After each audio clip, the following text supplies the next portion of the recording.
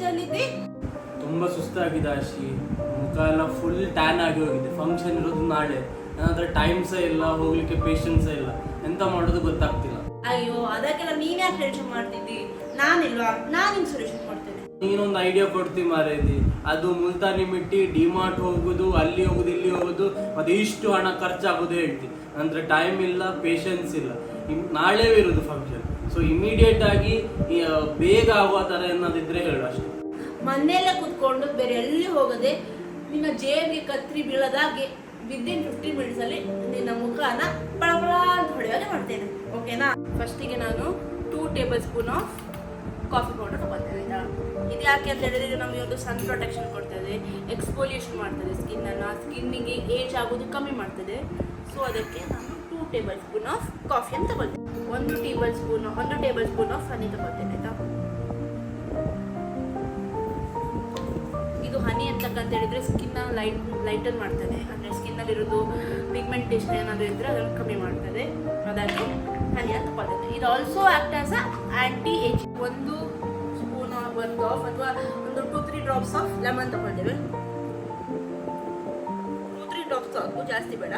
ಈ ಲೆಮನ್ ಯಾಕಂತ ಹೇಳಿದ್ರೆ ನಿಮ್ಮ ಸ್ಕಿನ್ನಲ್ಲಿ ಪಿಗ್ಮೆಂಟೇಷನ್ ಇರ್ತದೆ. ಈಗ ನನ್ನ ಸ್ಕಿನ್ನಲ್ಲಿ ನೋಡ್ಬೋದು ಕೆಲವು ಕಡೆ ಡಾರ್ಕ್ ಸ್ಪಾಟ್ಸ್ ಇರ್ತದೆ, ಅದನ್ನೆಲ್ಲ ರಿಡ್ಯೂಸ್ ಮಾಡಲಿಕ್ಕೆ ಲೆಮನ್ ತುಂಬ ಹೆಲ್ಪ್ ಮಾಡುತ್ತೆ. ಒಂದು ಜಸ್ಟ್ ಚಿಟಿಕೆ ಅಷ್ಟು ಟರ್ಮರಿಕ್ ತಗೊಳ್ತೇವೆ. ಟರ್ಮರಿಕ್ ಯಾಕಂತ ಹೇಳಿದ್ರೆ ಆ್ಯಂಟಿ ಬ್ಯಾಕ್ಟೀರಿಯಲ್ ಆ್ಯಕ್ಟಿವಿಟೀಸ್, ನಿಮಗೆ ಗಾಯ ಆದರೆ ಮೂಂಡಲ್ಲಿ ನಾವು ಫಸ್ಟ್ ಯೂಸ್ ಮಾಡೋ ಟರ್ಮರಿಕೆ. ಸೊ ಟರ್ಮರಿಕ್ ಯಾವುದು ಕೂಡ ನಮ್ಮ ಮುಖದಲ್ಲಿರುವಂಥ ಬ್ಯಾಕ್ಟೀರಿಯಾವನ್ನು ತೆಗಿತದೆ. 1 tablespoon of worth of besan ತಗೊಳ್ತೇವೆ, ಅಂದರೆ ಕಡಲೆ ಹಿಟ್ಟನ್ನು ತಗೊಳ್ತೇವೆ.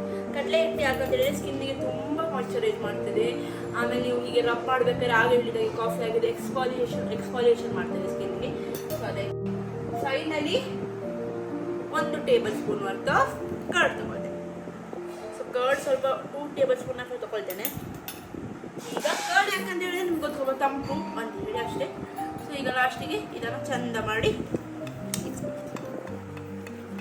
ಇಷ್ಟೇ ಮುಗೀತಾ? ಇಷ್ಟಕ್ಕೆ ಇಷ್ಟೇ. ಇನ್ನಿನ ಮುಖಕ್ಕೆ ಹಾಕ್ತಾ ಇರೋದು ಪಳ ಅಂತ ಗ್ಲೋ ತರ್ತಾ ಇರೋದು. ಮುಖಕ್ಕೆ ಹಾಕೋಕ್ಕಿಂತ ಮುಂಚೆ ಮುಖನ ನೀಟಾಗಿ ತೊಳ್ಕೊಳ್ಬಾ. ಸೊ ಯಾರೆಲ್ಲ ಇದನ್ನು ಯೂಸ್ ಮಾಡ್ತಿದ್ದೀರಿ ಅವರು ಸಹ ಹಾಗೆ, ಯಾಕಂದ್ರೆ ನಾವು ಮೊದಲೇ ಮುಖದ ಮೇಲೆ ಡಸ್ಟ್ ಕೆಮಿಕಲ್ಸ್ ಎಲ್ಲ ಇರ್ತಾರಲ್ಲ.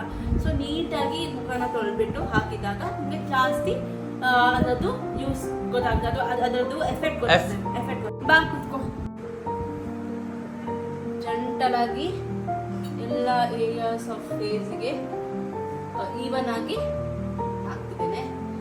ಹೇರ್ ಏರಿಯಾ ಅಂದರೆ ಗಡ್ಡ ಮತ್ತು ಐಬ್ರೋಸ್ ಕಡೆ ಇಲ್ಲ ಹಾಕಬಾರ್ದು, ಬೇಡ ಅಂತೇಳಿ.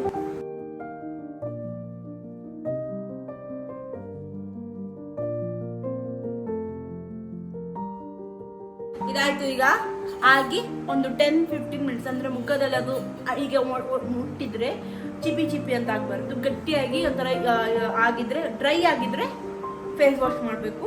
ಆಮೇಲೆ ವರ್ಕ್ ಆಗ್ತದಲ್ಲ ಆಶಿ? ನಾನು ಮಾತಾಡೋದಿಲ್ಲ, ಮಾಡಿ ತೋರಿಸ್ತೇನೆ. ವಾವ್ ಮ್ಯಾನ್, ಸೀರಿಯಸ್ಲಿ ತುಂಬ ಫ್ರೆಶ್ ಫೀಲ್ ಆಗ್ತಾ ಉಂಟು, ಮತ್ತು ಟ್ಯಾನ್ ಸಹ ಹೋದಾಗೆ ಫೀಲ್ ಆಗ್ತಾ ಉಂಟು, ಮತ್ತು ಮುಖ ಸಹ ಪಳ ಅಂತ ಹೊಳಿತಾ ಉಂಟು. ಥ್ಯಾಂಕ್ಸ್ ಟು ಯು ಆಶಿ. ನೋಡಿದ್ರಾ ಅವನ ಮುಖ ಹೇಗಾಯಿತು? ಎಲ್ಲದಕ್ಕೂ ನಾನು ಮಾಡಿಕೊಟ್ಟಂತಹ ಒಂದು ಕಾಫಿ ಮಾಸ್ಕ್ಗೆ ಕಾರಣ ಅಂತ ಹೇಳ್ಬೋದು. ಸೊ ಇದು ಎಂಥ ಸಾಲ ನಿಮ್ಮ ಮನೇಲಿರುವಂಥ ಇಂಗ್ರೀಡಿಯೆಂಟೇ ತೊಗೊಂಡು ಯೂಸ್ ಮಾಡಿದಂಥ ಮಾಸ್ಕ್. ಸೊ ನೀವು ಸಹ ಮನೇಲಿ ಯೂಸ್ ಮಾಡ್ಕೊಂಡು ಮಾಡಿದರೆ ನಿಮ್ಮ ಸ್ಕಿನ್ ಸಹ ಅವನ ಹಾಗೆ ಪಳ ಅಂತ ಹೊಡಿತದೆ. ಸೊ ನೀವು ಟ್ರೈ ಮಾಡಿ ಹೇಗಿತ್ತು ಅಂತ ಕಮೆಂಟ್ ಸೆಕ್ಷನಲ್ಲಿ ಹೇಳಿ. Until then, like, share, comment, subscribe to go with the flow. Bye guys.